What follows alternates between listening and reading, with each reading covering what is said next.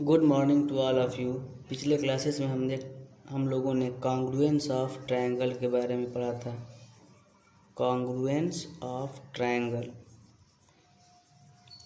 हमने दो ट्रायंगल कब कॉन्ग्रुएंट होंगे इसके कुछ क्राइटेरिया के बारे में आपको बताया था।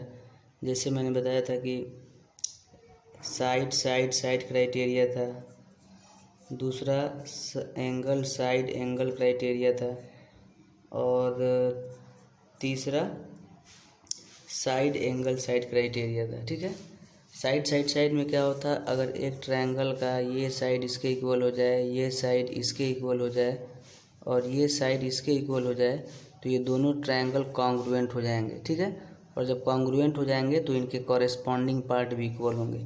एंगल साइड एंगल में हमने ये पढ़ा था कि अगर एक एंगल इस ट्रायंगल का इस एंगल के इक्वल हो जाए और फिर ये साइड इस साइड के इक्वल हो जाए और ये एंगल इस एंगल के इक्वल हो जाए तो ये दोनों एंगल साइड एंगल से ये दोनों क्या हो जाएंगे, कॉन्ग्रुएंट हो जाएंगे। साइड एंगल साइड में हमने ये पढ़ा था कि अगर एक ट्रायंगल का ये साइड इसके इक्वल हो जाए, ठीक है, ये एंगल इसके इक्वल हो जाए और फिर ये साइड इसके इक्वल हो जाए, तब ये दोनों ट्रायंगल क्या होंगे, कॉन्ग्रुएंट होंगे। आज हम आपको बता रहे हैं एक नए क्राइटेरिया जिसका नाम है एंगल एंगल साइड। ये क्राइटेरिया दो ट्रायंगल को कॉन्ग्रुएंट प्रूफ करने का। वैसे एंगल साइड एंगल कोई नया क्राइटेरिया नहीं है, ये इसी क्राइटेरिया का एक रूप है जो हमने एंगल साइड एंगल क्राइटेरिया पढ़ा है। दो ट्रायंगल को कॉन्ग्रुएंट प्रूफ करने का, उसी का एक दूसरा रूप है एंगल एंगल साइड। देखिए कैसे, जैसे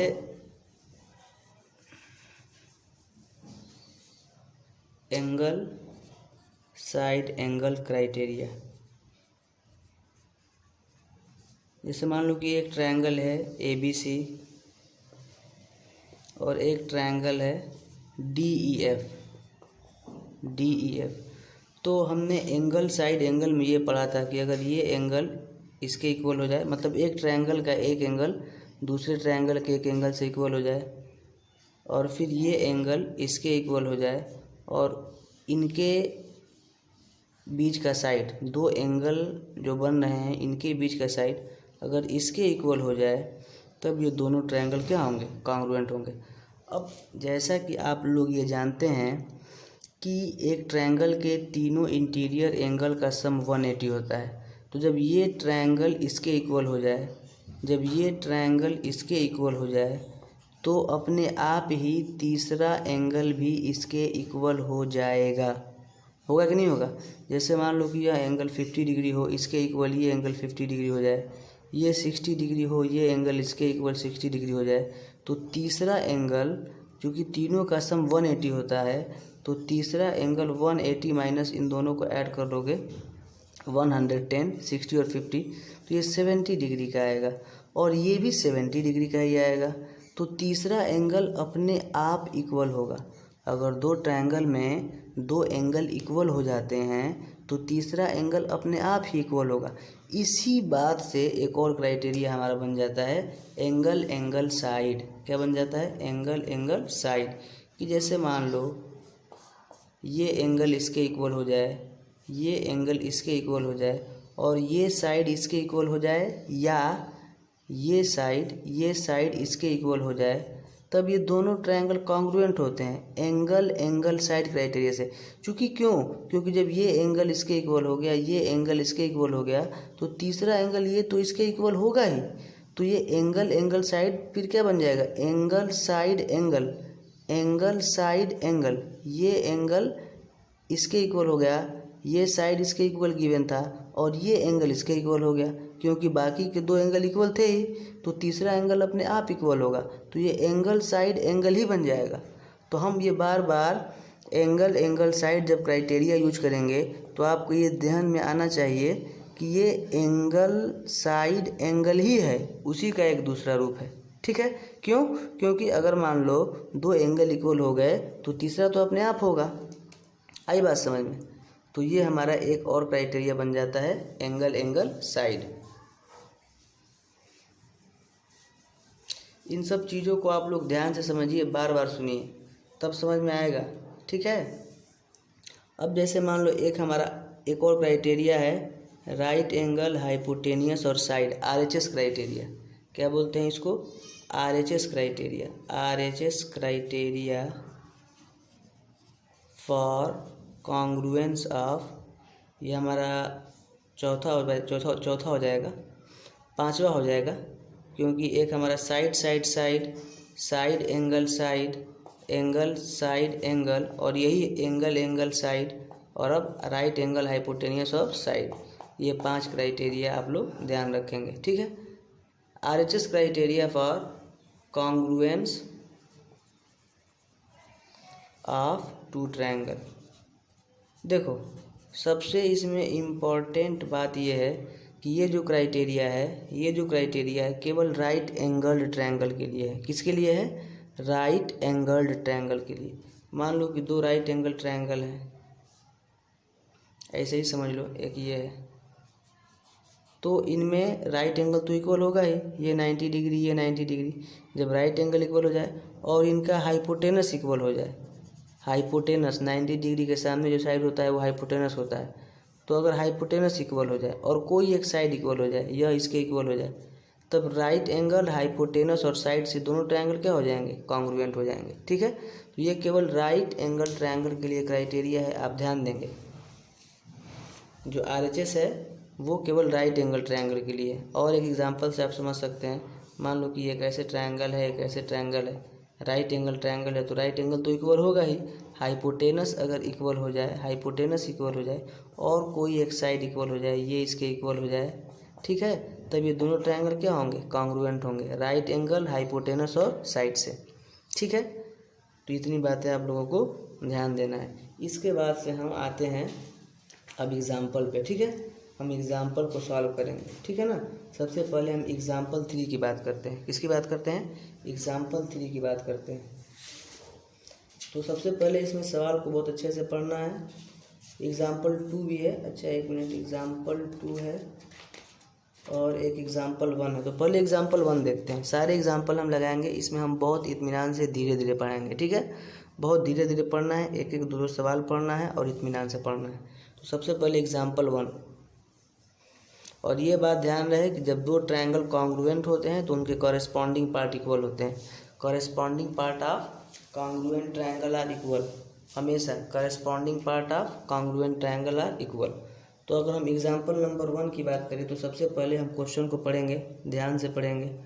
एग्जाम्पल नंबर 1 में लिखा है, एक फिगर दिया है। ठीक है। सबसे पहले मैं फिगर बना देता हूँ आप लोगों के सामने। ये हमारा फिगर है। ठीक है। ऐसे फिगर बना है, थोड़ा सा सही नहीं बन रहा है, ऐसे बना है, ऐसे है, इसको इससे मिलाओ और इसको इससे मिलाओ, ये फिगर है।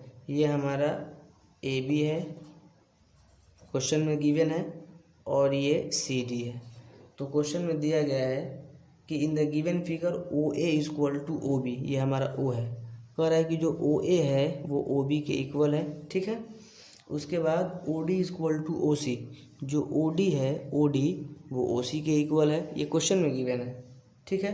तो हमको दिखाना है टू प्रूफ, इसमें कह रहा है शो दैट, तो हम लिख देते हैं कि क्या प्रूफ करना है। हमको जो पहला प्रूफ करना है वो ये प्रूफ करना है कि triangle AOD will be congruent to triangle BOC। AOD जो होगा वो BOC के कॉन्ग्रुएंट होगा। और दूसरा प्रूफ करना है कि AD पैरेलल BC, AD जो है पैरेलल है किसके? BC के। ये हमको 2 चीज़ इसमें हमको प्रूफ करना है।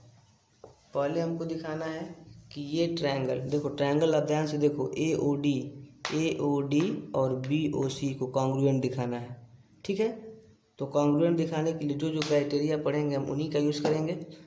तो सबसे पहला हमने पढ़ा है क्राइटेरिया कि जिन 2 ट्रायंगलों को कॉन्ग्रुएंट करना है पहले उनको हम ध्यान से देखेंगे। तो एक ट्रायंगल हमारा AOD है और एक BOC है। तो देखो सबसे पहले जब प्रूफ करेंगे तो लिखेंगे, ये मैं प्रूफ कर रहा हूँ, in triangle AOD and triangle B O C, A O D और बी ओ सी में। अब जो दिया था हम उसी की बात करते हैं। सबसे पहले हमको ये गिवन था कि ओ ए ओ बी के इक्वल है, O A equal to O B, O A equal to O B, और एक और चीज़ गिवन था O D equal to O C, O D equal to O C. और एक चीज़ हम इक्वल देख रहे हैं कि ये एंगल इसके इक्वल होगा, है कि नहीं। मैं एंगल 1 और 2 लिख देता हूँ कि आपको आसानी से समझ में आ जाए। पसीना हो रहा है, ठीक है। तो अब देखो एंगल 1 इक्वल टू एंगल 2, ये क्यों होगा, ये दोनों गिवन था। और एंगल 1 एंगल 2 के इक्वल होगा वर्टिकली अपोजिट एंगल से, है ना, क्योंकि जब दो लाइन एक दूसरे को ऐसे कट करते हैं तो वर्टिकली अपोजिट एंगल क्या होते हैं, वर्टिकली अपोजिट एंगल इक्वल होते हैं। तो ये एंगल 1 एंगल 2 के इक्वल होगा। अब देखो इन दोनों ट्रायंगलों में जिनको मैं लिया था ए ओ डी और बी ओ सी में आपको क्या मिल रहा है। अगर इसको अलग अलग आप बनाओगे तो अलग अलग बना के मैं दिखा दे रहा हूँ। ऐसे था ये हमारा, ये ओ है, ए है, डी है, एक ट्रायंगल ये है, और दूसरा ऐसे था, ये हमारा बी है, देखो ध्यान से, और ये हमारा सी है, और ये ओ है। तो इसमें हम ये देख रहे हैं कि जो ओ ए है वो ओ बी के इक्वल है, और जो ओ डी है, जो ओ डी है हमारा वो ओ सी के इक्वल है। और उसके बाद ये एंगल इसके इक्वल है, एंगल ये 1 मैंने माना है, ये एंगल 2 माना है। इस फिगर को मैं अलग अलग तोड़ के दिखा रहा हूँ ए O D B O C में। तो कौन सा क्राइटेरिया लग रहा है आप ध्यान दोगे तो ये साइड इसके इक्वल, ये एंगल इसके इक्वल, और ये साइड इसके इक्वल। तो ये दोनों ट्रायंगल कॉन्ग्रुएंट हो गए। कौन क्राइटेरिया, साइड एंगल साइड, ये साइड साइड, फिर ये एंगल, फिर साइड, फिर ये साइड, मतलब ये साइड इसके इक्वल, साइड एंगल साइड। तो ये दोनों ट्रायंगल क्या हो गए हमारे, कॉन्ग्रुएंट हो गए। कौन सा क्राइटेरिया लगा, साइड एंगल साइड। तो अब हम ये लिख सकते हैं जो हमको पहला दिखाना है, इन दोनों ट्रायंगलों को कॉन्ग्रुएंट करो तो वो कॉन्ग्रुएंट हैं, एकदम है। Therefore triangle A O D is congruent to triangle B O C. यहाँ पे लिख देंगे कौन सा रूल, तो साइड एंगल साइड रूल से दोनों कॉन्ग्रुएंट हुए, ठीक है। तो पहला हमारा प्रूफ हो गया। अब देखो दूसरा पे आ जाओ। तो अभी मैंने बताया है कि जब दो ट्रायंगल कॉन्ग्रुएंट होते हैं तो उनके कॉरेस्पॉन्डिंग पार्ट क्या होते हैं, इक्वल होते हैं। तो अब मुझे ये बताओ कि इस एंगल का कॉरेस्पॉन्डिंग एंगल ये होगा कि नहीं होगा, होगा ना। इस एंगल का कॉरेस्पॉन्डिंग एंगल ये होगा। अब देखो अगर किसी को देखने नहीं आता है तो मैं अच्छा तरीका बताता हूँ कॉरेस्पॉन्डिंग देखने का। अच्छा मुझे बताओ कि ये एंगल इसके इक्वल होगा, तो इस एंगल के सामने वाला साइड ओ डी है और इस एंगल के सामने वाला साइड ओ सी है। तो ओ डी ओ सी के इक्वल था, दिया था ना, ओ डी ओ सी के इक्वल। तो इस ट्रायंगल का ओ डी इस ट्रायंगल के ओ सी साइड के इक्वल है। तो इनके अपोजिट एंगल ही क्या होंगे, करेस्पॉन्डिंग होंगे, ठीक है। तो एंगल इसका मैं नाम दे दूं अगर एंगल ए और इसका एंगल बी, तो एंगल ए और एंगल बी क्या है, करेस्पॉन्डिंग एंगल है। और चूंकि दोनों ट्रायंगल जब कॉन्ग्रुएंट हो गए हैं तो करेस्पॉन्डिंग पार्ट इक्वल होते हैं, करेस्पॉन्डिंग साइड और करेस्पॉन्डिंग एंगल इक्वल होते हैं। तो जब ये दोनों ट्रायंगल कॉन्ग्रुएंट हो गए तो एंगल ए एंगल बी के क्या होगा, इक्वल होगा, ठीक है ना। कैसे, उसको बोलेंगे angle A equal to angle B. ये लिखा जाता है बाई CPCT, मतलब corresponding part of congruent triangle are equal. तो जब ये दो ट्रायंगल कॉन्ग्रुएंट हो गए तो इसका कॉरेस्पॉन्डिंग एंगल इसके कॉरेस्पॉन्डिंग एंगल के इक्वल होगा, ठीक है ना। ये एंगल इसके इक्वल होगा। अब मैं आपको थोड़ा सा पीछे लेके चलता हूँ। ये बताइए आप हमको, आपको याद होगा कि जब हम लाइन्स एंड एंगल्स पढ़ रहे थे तो हम ये कह रहे थे कि ये दो लाइन है, अगर ये दोनों पैरेलल हैं तो अल्टरनेट इंटीरियर एंगल इक्वल होंगे। और मैंने ये भी बताया था कि अगर अल्टरनेट इंटीरियर एंगल इक्वल हो गए तो लाइंस पैरेलल होंगी। तो यहाँ पे जो हमारा एंगल ए और एंगल बी है, आप ध्यान से देखोगे तो ये अल्टरनेट इंटीरियर एंगल है ना। तो लिखेंगे angle A and angle B are, angle A and angle B are alternate interior angles और इक्वल हैं, इक्वल ये CPCT से हुए हैं, एंड आर आल्सो इक्वल। तो देयरफॉर क्या हो जाएगा, AD पैरेलल BC। अगर अल्टरनेट इंटीरियर एंगल इक्वल हो गए तो AD BC के पैरेलल होगा। जब ये पैरेलल होता है तब ये इक्वल होते हैं, और जब ये इक्वल हो जाते हैं तो ये पैरेलल होता है। तो यहाँ पे इक्वल हो गए हैं, एंगल A एंगल B के इक्वल हो गया है CPCT से, और जब पैरेलल हो गया, जब इक्वल हो गया तो लाइंस पैरेलल होंगी। तो इस तरह से ये हमारा दोनों क्वेश्चन सॉल्व हो जाएगा। आप नोट कर लीजिए, एक बार यहाँ पे आप स्क्रीनशॉट ले लीजिए और उसके बाद से एक बार यहाँ पे स्क्रीनशॉट लीजिए, ठीक है। और इसके बाद हम आते हैं अगले एग्जाम्पल नंबर 2 पे, ठीक है। आपको बहुत ध्यान से देखना है। एग्जाम्पल नंबर 2 देखिए, ध्यान से समझना है एक एक क्वेश्चन को।